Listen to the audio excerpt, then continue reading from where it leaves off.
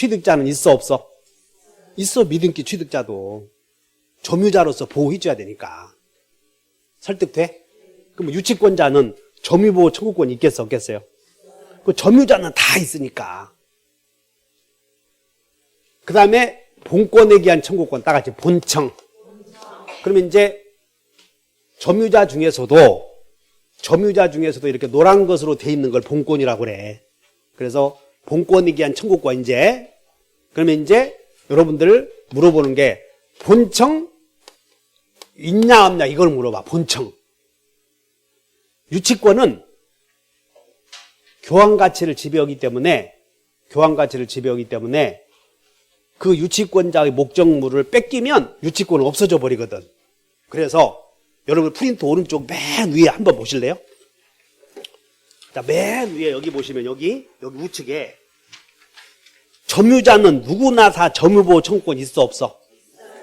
그러면 점유자는 잘 봐. 간접 점유자는 점유자야 아니요? 점유보조자는?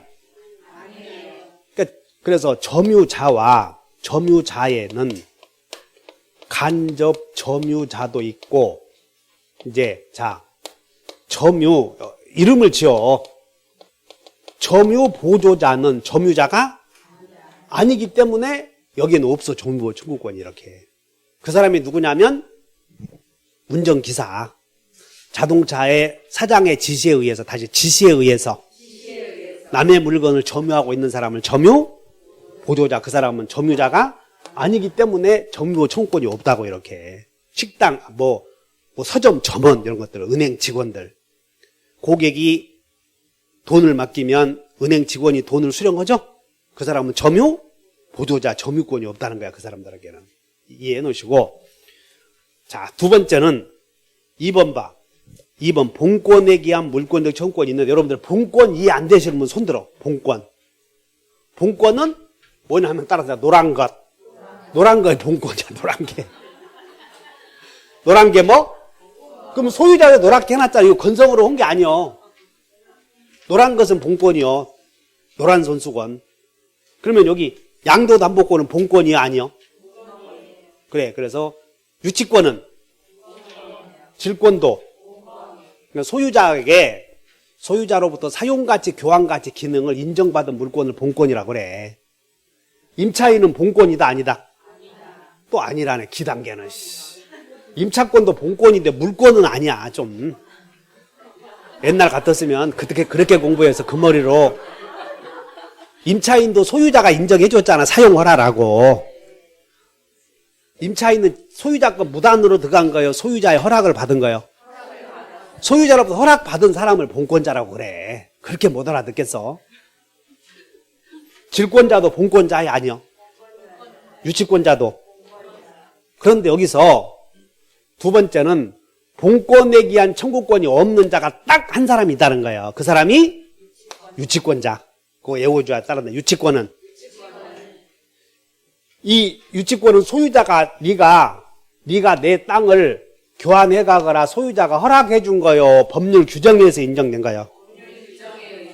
소유자가 허락해 준 사람은 사용가치를 지배하라라고 허락받은 사람은 네가 내 대신 반환 제거 예방도 행사하라라고 그것도 인정해 줬다는 거예요. 근데 유치권자는 법률의 규정에서 인정해 주다 보니까 소유자가 네가 내 대신 반제의 행사하라 그건 안 주었다는 거야 이게. 그래서 유치권은 점유를 상실하면 유치권이 없어지기 때문에 유치권자에게는 유치권에 기한 반제예는 없다 이렇게 외워야 돼. 본권에 기한. 아셨나? 다시 해. 본권에 기한 청구권이 없는 자가 딱 한 개. 누구? 유치권자. 외워줘. 그러면 유치권자는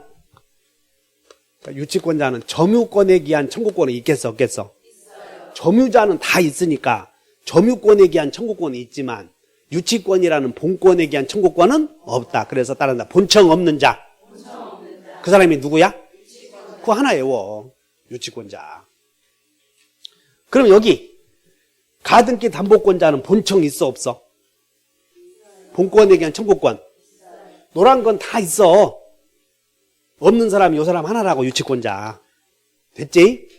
두 번째는 물권적 청구권의 유형에는 다 같이 반환 청구, 제거 청구, 예방 청구 있는데 두 번째는 본권에 기한 반환 청구 없는 자 요거 외워야 돼. 반환 청구 없는 자 왼쪽은 점유를 해, 점유를 하지 않아. 요 사람들은 제거 예방만 있고 반환 청구는 없다 하시면 돼.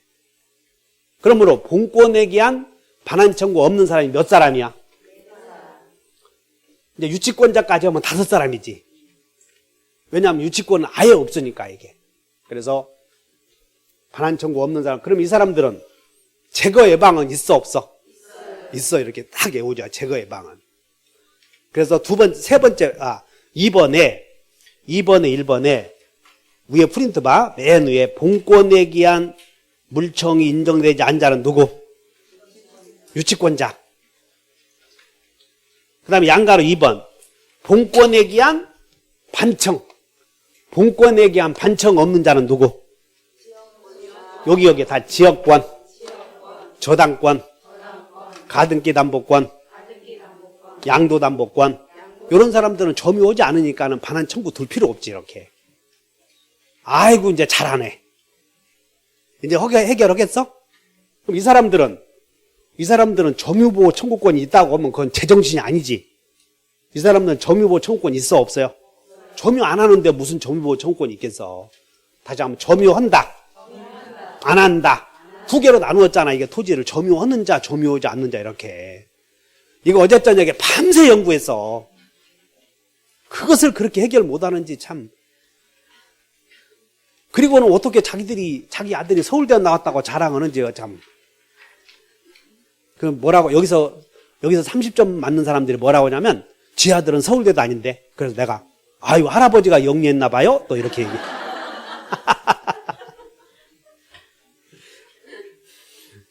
그러면 그래. 아니 네 아들은 서울대 나왔는데 너는 왜 40점이냐 그러면 공부는 이유되면 안 되는 거예요.